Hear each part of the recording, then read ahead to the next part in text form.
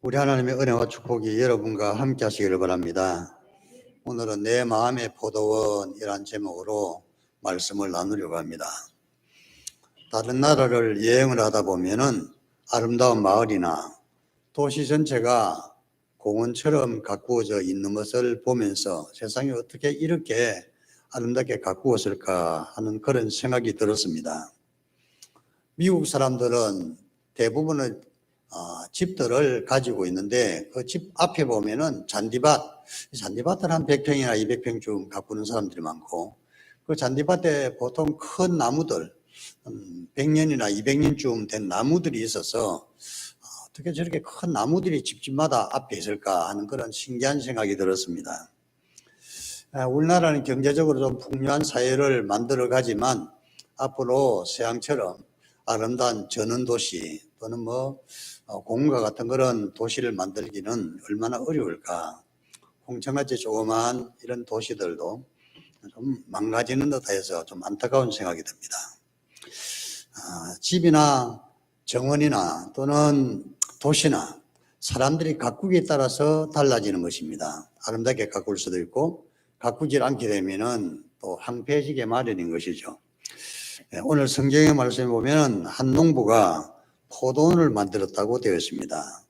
포도원을 영어로 빈야드라고 말하는데, 빈야드는 신앙생활의 장이라는 그런 뜻도 있습니다. 그래서 포도원이라는 것은 우리 모든 신앙 공동체들이 처해 있는 삶의 자리라고 볼 수 있겠죠.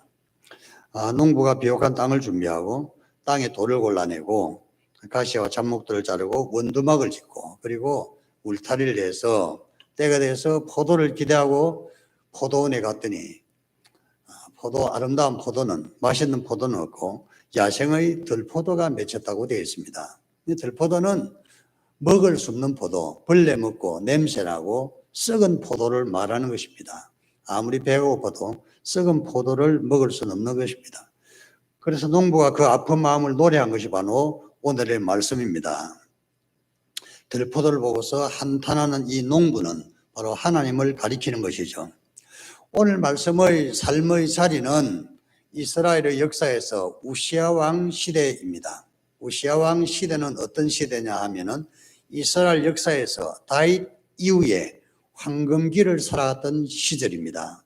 다윗 때 이스라엘은 굉장히 큰 영토를 확보하고 수많은 나라들로부터 조공을 받았습니다. 솔로몬의 실정으로 해서 나라가 좀 망가졌다가 나중에 우시아가 왕이 되었을 때 우시아가 북우 강병책을 쓰게 됐는데 발달한 신무기들을 많이 개발했습니다. 그래서 전쟁에서 우시아가 대대적으로 승리를 하고 많은 영토를 확보하고 수많은 나라들로부터 조공을 받게 되었죠. 그래서 이스라엘이 굉장히 잘 살게 되었습니다. 사람이 잘 살게 되면 하나님을 잘 섬길 것 같지만 사람이 잘 살게 되면 세상 쾌락을 따르고 자기 자신의 인간적인 만족을 위해서 살아가고 오히려 하나님을 섬기는 일에는 좀 등한히하는 그런 경향들이 있는 것입니다. 우리나라가 1990년대부터 마이카 시대라 그래서 각 사람들이 웬만하면은 자동차를 살 수 있는 시대가 되었습니다. 북한은 1990년대에 자전거를 사면은 잘 사는 집이라 그랬어요. 우리나라는 그 정도 보통 사람들이 자동차를 구입할 수 있는 그런 시대가 된 거고, 지금 현재 더 말할 것도 없습니다. 한 집에 자동차가 2대, 3대 있는 그런 가정도 많으니까. 잘 몰랐을지 우리나라가 당군 이래 가장 잘 사는 시대가 되었다고 합니다. 잘 살면서 교회가 부흥하고 있냐 하면은 교회는 점점 성도 수가 줄어가고 예배를 드리는 사람들의 열심도 식어가는 그런 상황입니다. 옛날에 우시아 왕 시대에 이스라엘 백성들이 바로 그런 상황이었고 이 성경 말씀은 그것을 지금 한탄하고 있는 것입니다. 좀 먹고 살만하니까 왜 이렇게 하나님을 잘 섬기지 않고 하나님께서 아주 좋은 포도를 심었는데 썩은 포도가 맺혀서 하나님 마음이 아프듯이 지금 우리들도 그와 비슷한 상황이 아닐까 생각을 합니다. 지금 내가 잘 사는 것이 하나님의 은혜인 줄을 모르고 하나님께 감사하기는커녕 하나님에 대해서 감사할 줄도 모르고 또 예배도 감사도 기도도 형식적으로 흐르는 그런 경향이 있는 것입니다.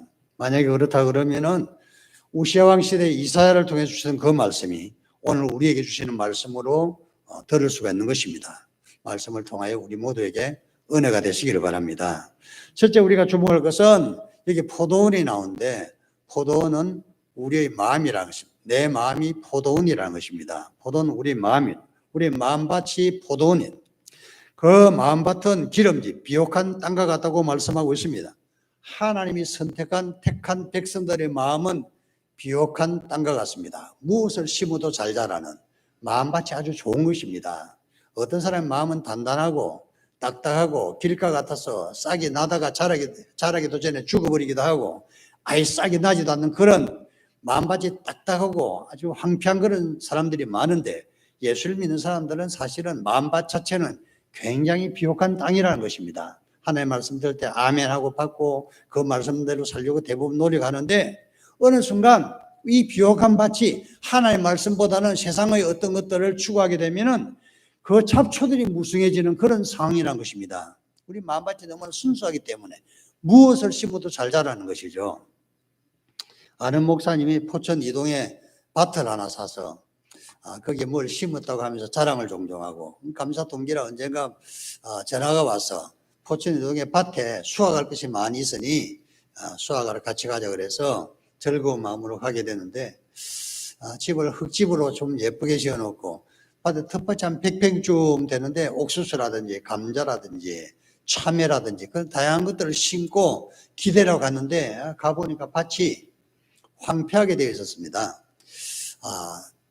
옥수수가요, 자라다가 전부 다 이렇게 꺾여져서 절반쯤에서 딱 꺾여졌는데, 꺾여진 그 옥수수에 붙어 있는 기생식물이 하나 있는데 박같이 생겼더라고요. 나중에 알고 보니 그게 가시박이라는 건데, 가시박은 그 외양이 박처럼 생겼는데 박이 열리질 않습니다. 열매 보면 뭐 가시 같은 것이 맺혀 있는데 가시박이라고 합니다. 가시박은 아주 세력이 왕성해서 가시박이 몇 개가 들었으면 밭은 초토화되는 것입니다. 가시박은 식물을 잡아먹는 식물 같아요. 그래서 옥수수 다 망가뜨리고 감자도 다 망가뜨리고 다 황폐하게 돼서 아무도 건질 수가 없었던 것입니다. 그 이상한 밭을 보면서 저는 생각하기를, 이게 하나님을 잘 섬기다가 망가진 이스라엘 백성과 같다 하는 그런 생각을 했습니다. 한때는 예수님을 잘 믿다가 어떤 일로 해서 하나님 믿지 않는 우리의 마음은 이 황폐한 이 가시박이 점령한 그런 밭가 되는 것입니다. 밭은 일정한 시간에 항상 관리를 해야 밭이 밭의 구실을 하는 것입니다. 만약에 밭을 제대로 관리하지 않으면 그 목사님 한 달 이상 신방도 하고 여기저기 활동을 하느라고 밭을 돌보지 못했는데 불과 한 달 반쯤 만에 밭이 초토화된 것을 볼 수가 있습니다. 이와 같이 내 마음을 관리하지 않으면 내 마음밭에 잡초가 우거지고 이상한 것들이 잔뜩 나서 아름다운 열매를 다 망가뜨리는 것입니다. 우리 영혼의 잡초와 같은 인간적인 생각, 내 자신의 욕심, 더러워진 마음, 이것들을 항상 깨끗하게 정리해야 될 줄로 믿습니다. 매일매일 기도하고 예배하고 하나님께 고백하고 마음밭을 깨끗이 하시기를 바랍니다. 한 달을 가지 않았더니 밭이 망가진 것처럼 우리의 마음도 한 달 동안 방치해두게 되면 어떤 사탄 마귀가 장난을 칠지 모르는 것이죠. 항상 마음밭을 부지런히 살피시기를 바랍니다. 흔히 농부들이라는 말에 밭의 식물들은, 작물들은, 곡식들은 농부의 발소리를 들으며 자란다 하는 그런 말을 하지 않습니까? 우리 영혼도 내가 교회 가는 그 발소리를 들으며 자라지 않을까 생각을 해요. 하나님의 말씀을 들으러 가는 그 발소리, 예배 드리는 그 발소리, 기도하는 발소리, 그 발소리를 들으면서 우리 영혼도 아름답게 자랄 줄로 믿습니다. 밭이 유린하게 가꾸는 것은 많은 시간이 걸리지만은 밭을 망치는 것은 한순간에 짧은 시간에 망가집니다. 우리 신앙생활 잘 하려고 애쓰고 수없이 노력한 수많은 시간들이 굉장히 많지만은 내 영혼의 밭이 망가지는 것은 단 한순간에 망가질 수가 있습니다. 이거 조심해야 되는 것입니다. 어떤 경우에도 시험에 들지 마시고 또 사람을 보고 믿지를 마시길 바랍니다. 목사도 믿지 말고 장로님도 믿지 마세요. 오직 하나님 보고 믿으시기를 바랍니다. 그래 시험에 들지도 않고 내 마음의 밭이 망가지지 않는 것입니다. 사람을 보고 세상을 보면 우리가 실망한 그 투성인 것입니다. 그렇게 실망하면 누가 손해나면 내 자신이 손해날 뿐인 것이죠. 하나님만 바라보면 실망할 것도 없고 낙심할 것도 없는 것입니다. 오직 하나님 바라보시고 내 마음밭을 잘 관리하시기를 바랍니다. 잘 관리하시기 바랍니다. 두 번째로 오늘 말씀에 주목할 수 있는 것은 우리 모두는 다 극상품의 포도나무와 같다, 이렇게 말씀하셨어요. 오늘 말씀에 보면 기름진 포도원에 극상품의 포도나무를 심었다. 그냥 상품이 아니라 극상품, 영어 성경에 보니까 베스트 오브 베스트, 최고라는 그런 뜻입니다. 최고의 포도나무를 심었다. 오늘날 포도나무 중에서 제일 인기가 있는 포도나무가 샤인머스켓이라는 포도나무인데 일본에서 개발된 종류입니다. 샤인머스켓이 아주 맛있는 포도여서 값도 비싸고 그러지 않습니까? 지난 추석 무렵에 딴 샤인머스켓에서 맛이 없어서 전국적으로 야단 법석이 났습니다. 10월 중순에 수확을 해야 되는데 9월 초에 수확하니까 맛이 들었을 리가 있나? 향도 없고 단맛도 없고, 그래서 샤인머스켓이 아마 위상이 땅에 떨어질 것 같아. 샤인머스켓을 먹을 때 원래는 샤인머스켓이요, 씨가 있는 샤인머스켓이 오리지널입니다. 씨 없는 샤인머스켓은요, 화학약품을 꽃에 처리하기 때문에 몸에 안 좋다 그래요. 샤인머스켓 잡술 때 좀 조심하시고, 씨 있는 샤인머스켓도 없는 것 같더라고. 어쨌든 극상품의 포도가 샤인머스켓이라면 우리 모든 하나님의 백성들은 샤인머스켓과 같이 대단히 좋은 품종이라는 것입니다. 당시에 이스라엘 모든 사람들은 샤인머스켓 같이 아주 극상품의 포도나무였는데, 그런데 이들이 하나님 앞에서는 샤인머스켓이라도 나무가 망가져서 먹을 수 있는 포도 열매가 맺힌 게 아니라 야생의 들포도처럼 썩고 쓰고, 그래서 사람이 먹을 수 없는 그런 존재가 되었다는 것입니다. 그래도 불구하고 여전히 하나님께서 너희들은 극상품의 포도나무다, 이렇게 말씀하시는 거예요. 우리가 하나님 말씀대로 살지 못하고 제대로 신앙생활을 못한다 할지라도 하나님께서 보시기에는 너희들은 여전히 극상품의 포도나무라고. 이사야 43장 4절에 보면 내가 너를 보배롭고 존귀하게 여기고 너를 사랑했다, 이렇게 말씀하셨고, 이사야 49장 15절에 보면 여인이 어찌 그 젖먹는 자식을 잊겠으며 자기 태어난 아들을 긍휼히 여기지 않겠느냐, 그들은 혹시 잊을지라도 나는 너를 잊지 않을 것이라, 이렇게 말씀하셨고, 이사야 49장 23절에 보면 세계 모든 나라의 왕들은 내 양부가 될 것이고 왕비들은 내 유모가 될 것이다, 이렇게 말씀하셨어요. 세상의 왕비들이, 세상의 왕의 부인들이 우리의 유모일 것이라고 그렇게 말씀하고 있을 정도로 우리가 아주 고귀한 존귀한 존재라고 말씀하고 있는 것입니다. 여러분, 내 자신이 하나님 앞에서 존귀한 존재라는 것을 꼭 잊지 마시기 바랍니다. 하나님 우리를 극상품으로 만드셨어요. 근데 극상품이라 할지라도 관리를 제대로 하지 않으면 제대로 되지 않는 것입니다. 지난 다니엘 기도 시간에 어떤 목사님이 데스티니라는 그런 주제로 설교를 하셨죠. 데스티니란 말. 데스티니라는 말을 우리말로 번역을 할 때는 운명이라든지 팔자라는 말로 번역을 할 수 있는 그런 용어입니다. 우리 모두는 다 운명이나 팔자를 타고났다 그러면 이거는 세상 사람들이 말이고, 그것을 성경에서는 하나님의 계획이라 그럽니다. 우리 모두는 다 하나님의 계획이 있어서 이 땅에 태어난 것이고 하나님의 계획을 따라서 성장해 나가는 것이죠. 그런데요, 문제는 하나님께서 나를 그런 계획을, 대단한 계획을 세우셨다 할지라도 사람들이 그 하나님의 계획을 망가뜨릴 수가 있는데, 그 망가뜨리는 것은 뭐냐 하면은 바로 내 자신이 짓는 죄라는 것입니다. 하나님의 말씀을 설거서 어기고 되고 하나님의 말씀대로 살지 않고 그러면은 이제 대단한 하나님의 계획들이 점점 망가지게 돼요. 어느 날 보면은 아주 형편없어지는 그런 상황이 된다는 것입니다. 태어나기는 황제의 아들로 태어났다 할지라도 나중에 죽을 때는 초라한 나무집 살을 하는 정운사로 죽었던 중국의 마지막 황제 후이가 그것을 우리에게 교훈해 주는 것입니다. 태어날 때는 왕의 아들로 황제의 아들로 태어났으니까 얼마나 대단했겠어요. 그러나 나라가 망가지고 나중에 빈불도 살 곳이 없어 나무집 살해하고 나무집에서 나무 가지나 치는 건 초라한 신세로 전락에 사는 후이 같은 그런 상태는 바로 이 데스티니, 내 자신을 위한 하나님의 계획이 잘못 망가진 상태를 말하는 것입니다.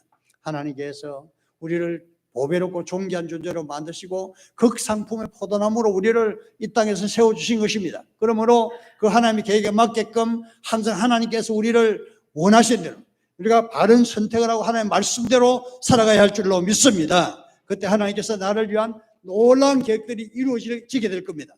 또 내 당대는 이루지 않는다 할지라도 내가 하나님의 말씀대로 살고 끝없이 주님께 충성하고 헌신하다 보면 내 후손들이 형통하게 될 줄로 믿습니다.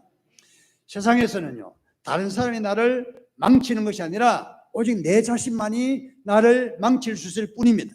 데스티니를 우리가 설교를 들으면서도 깨달은 거지만 다른 사람이 나를 망치는 것이 아니라 내 자신의 운명은 내 자신이 망칠 수가 있다는, 하나님 놀라운 계획도 내 자신이 잘못하면 망칠 수가 있다는 것입니다. 명심하시고 하나님께 나를 지극히 사랑하시고 나를 존귀한 존재로 우리를 세워주셨다는 거 잊지 마시고 믿음 안에서 승리하시기를 바랍니다.